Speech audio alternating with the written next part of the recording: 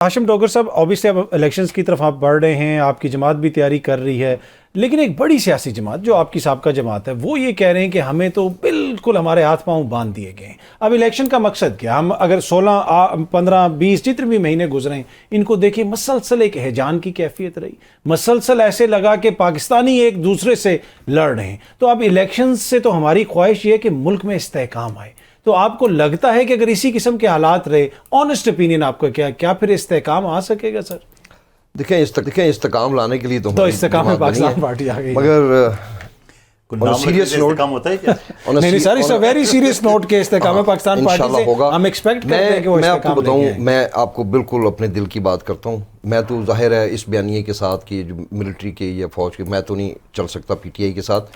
जो लोग अभी भी इस बयानिए के साथ उनके साथ चल सकते हैं, मैं इस हद तक कहता हूं कि जिन्होंने 9 मई के वाक़यात में डायरेक्टली इनडायरेक्टली लोगों को यानी कि मोबिलाइज करने में, मोटिवेट करने में जो कुछ भी किया, अगर कोई शामिल नहीं है और वो एक पीसफुल आदमी है और वो पीटीआई की तरफ से इलेक्शन लड़ना चाहता है, तो मैं समझता हूँ उसको मौका मिलना चाहिए।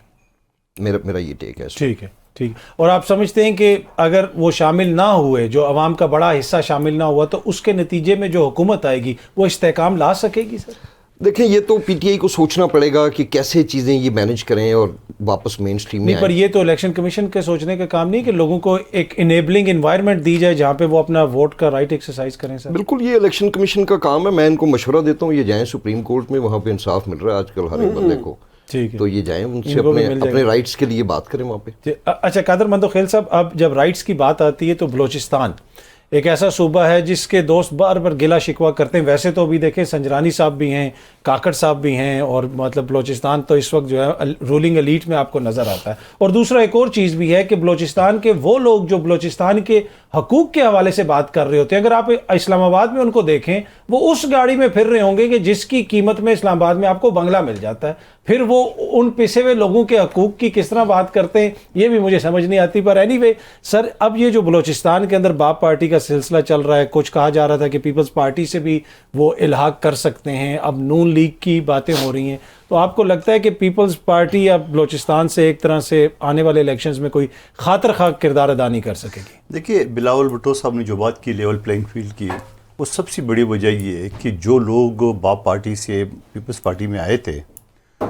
और रातों रात वो वापस नून लीग में क्यों धकेले गए, इसके पीछे कौन है? नंबर एक बात, ठीक है।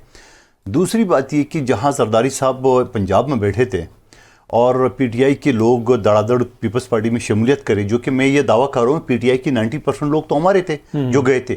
जब वो लोग वापस अपने घर पे आ रहे थे तो मुस्लिम लीग नून ने ये आईपीपी क्यों खड़ी की है? आज भी आईपीपी की बात सुन ले डोगर साहब मोहतरम की, वो ये कहते हैं, एक तरफ तो कहते हैं मैं 9 मई के बाद हम खड़े नहीं हो सकते। ठीक है, आपका मौक़िफ़ ठीक है, मैं भी कहता हूँ 9 मई का वाक़या जो ना एक इंतहाई अफसोसनाक था, लेकिन साथ साथ ये भी कहते हैं कि जो लोग मुलवस नहीं है उनको मौका मिलना चाहिए। तो भाई आप पार्टी के अंदर रह के जदोजहद करते हैं, आपने पैरेलल पार्टी खड़ी कर दी है, लीडरान सारे अपने गोद में ले लिए है और बेहतरीन आपने तर्जमान भी मुंतखब कर लिया है।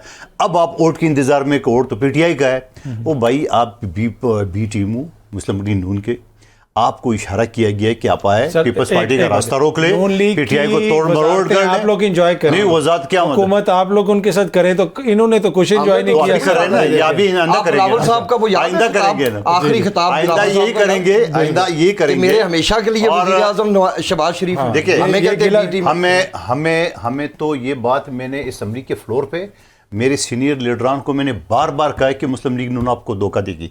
आज उनको भी याद आएगा कि हमारे एक छोटे से अच्छा इनको धोखा देगी, हम इनको भी धोखा देंगे नून लीग वाले। मुझे तो लग रहा है ये भी खामखा खुशफहमी में है, इनको पीटीआई और पीपल्स पार्टी के मुकाबले में इनको खड़ा किए कक इनको भी नहीं मिलेगा। सर ये तो इलेक्शन पे अवाम आप डिसाइड करेंगे। तो अवाम अभी अगर तराजू का पल्ला यही 29 अरब अभी से बांट रहे इनको, तो वो तो नजर आ जरूरत है इलेक्शन कराने की। एक ऑर्डिनेंस जारी करवा दे, एक ऑर्डिनेंस जारी करा दे। अल्लाह अल्लाह खैर से ओवन चौधरी साहब को पंजाब का वज़ीर आला, नवाज शरीफ प्राइम मिनिस्टर, इस तरह पुख्तनख्वा और बलूचिस्तान सिंध का भी बना दे। इनका तो हक ही नहीं बनता कि ये पंजाब की पॉलिटिक्स के ऊपर बात करें।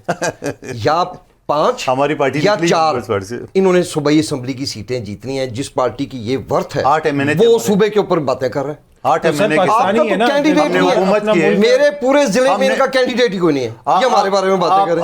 आप ये बताओ कि आपके वालिद साहब कौन सी पार्टी में थे? मेरे वालिद साहब ने पहला इलेक्शन आजाद जीता था। उसके बाद बहुत पॉपुलर थी जुल्फकार भुट्टो की पार्टी, तो वो उसमें पीपल्स चले पार्टी गए। में थे।